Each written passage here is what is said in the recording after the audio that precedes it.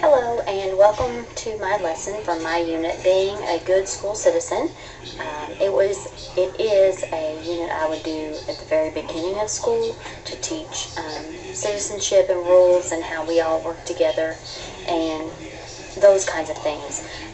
I've never done it quite like this before, but what I try to do is become more intentional with my social studies, and because of that I think that I'm going to do it this way from now on, so I'm kind of excited about that. I'm going to do the first. I'm going to pretend teach the first lesson from the unit, and go from there. So I'm going to pretend like you are the student, so this might be awkward.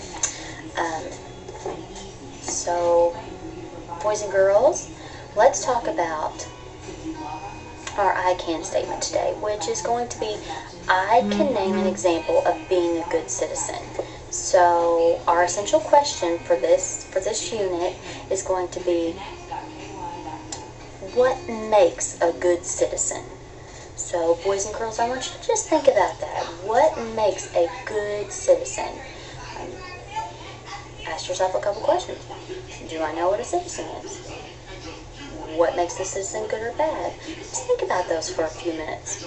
What we're going to do is write those on a chart. Go from there. Okay? So now that you're thinking about what a good citizen is, does anybody have any thoughts? What is a good citizen? Does anybody better than that have any questions of what a good citizen is? Teacher timeout. Because some of them are not going to know what a citizen is, and some of them aren't going to know what a good or bad citizen is, or if they do know, they might just know that a bad citizen is someone who's been to jail, and we don't want to stereotype it like that because many of their parents have been in jail. So at this point, on a chart paper, I would write down questions that they would have, and some of them simply like, what is a citizen? Or a citizen is a person, or whatever they say, I'll write on the chart paper. And this will be something that we refer to constantly. We'll go back and forth reviewing that. So now what I would have the students do is go to YouTube, and hopefully it's working, and we would watch a good citizen video, and it's called Good Citizenship with Paul Revere. And I would have the kids watch this. I'm going to have you watch this, I guess. Power outlets, near the recycling bins, did you jiggle it? Stained carpeting, and bathrooms. And because many of my kids can't read very well, I would read this for them. So, Good Citizenship by Miss Frenzel. What does it mean to be a good citizen?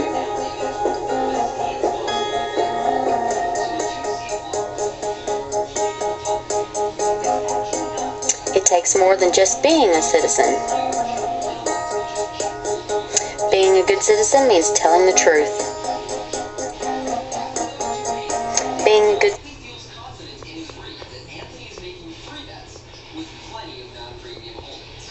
So then I would have the kids talk about, what does that mean? What was that about?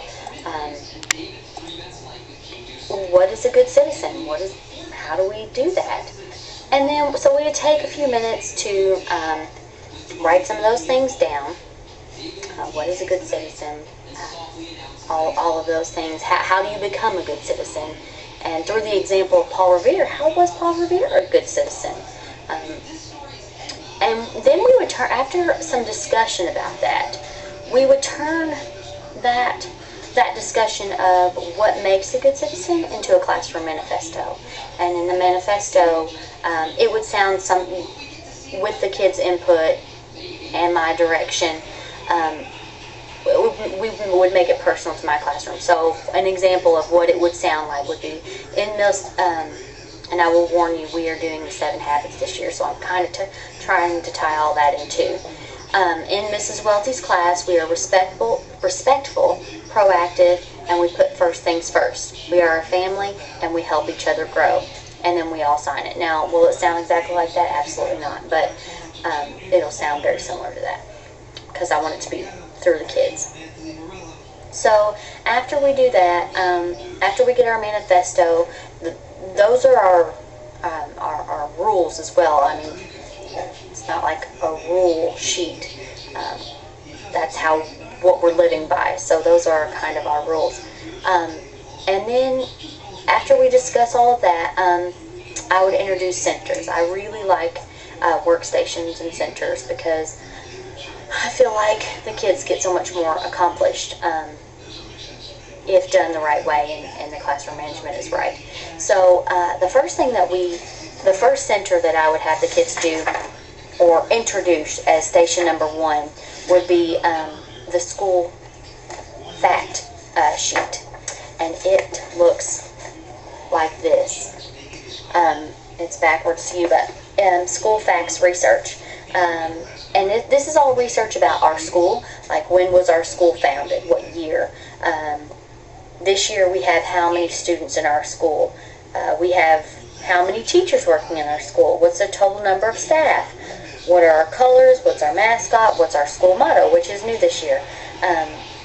So all of those things. And I will have a packet of information they'll kind of have to search through for research purposes to find those things, but it won't be extremely difficult because they are first and second graders. We're doing a primary academy this year, so I will have both first and second graders in my homeroom under the primary academy.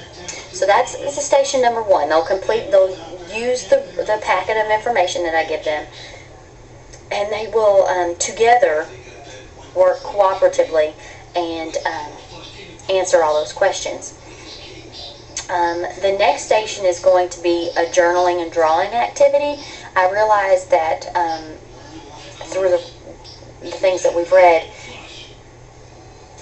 the younger kids have great ideas. A lot of times they just can't express them in writing. So I'm making them list qualities of a good student, of a good citizen, and then they have to draw pictures of that. I thought maybe if they could just list 1 or 2 words and then draw the pictures of that, it would be a little easier, and they would get the ideas out without getting so frustrated, which I don't want in the beginning of school, frustration. Station 3, it's leveled stories about citizenship, and obviously I'm not at school and I can't get into the school right now, but they will have boxes, books like level for different levels, different reading levels. Since it's the beginning of school, I'll be doing all of those assessments at some point, and I don't know their true reading level at this point, or wouldn't know their level at the very beginning of school because of regression and all of that. So I'll have some different books, different level books, and they can read them. We will be set up with AR. We are an AR school, Accelerated Reader School. So if they they have to read the book twice, 3 times preferably. After they read it 3 times, they can take an AR test on it. But the books themselves will be biographies about good citizens. So biographies. It will be like back-to-school books like Berenstain Bears Go to School, Arthur Goes to School, Arthur Writes a Story.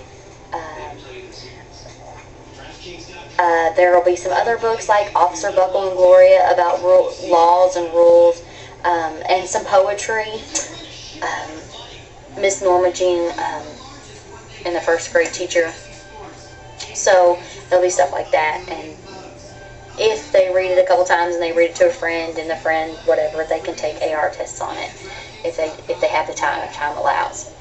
Something else I really like to do on Station 4 would be a Voki. A Voki is an avatar, basically, and create whatever you want it to be, a dog, a cat, a person, whatever. Decorate it the way you want it to be decorated.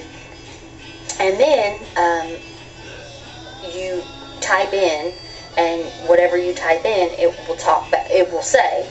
So hopefully I'll have another adult in there. I have some adults that have volunteered this year, and I'm hoping that they'll be there so that they can help with that, because that will be kind of difficult, but it's really fun, and the kids get to watch them, and they're really excited about it. But the criteria for the Vokie is that they have to name one quality of a good citizen. So, and then they'll be doing one station every day for 5 days. So every day they'll be reiterating what a good citizen is and how citizens work together. And then the 5th station is to create a school t-shirt.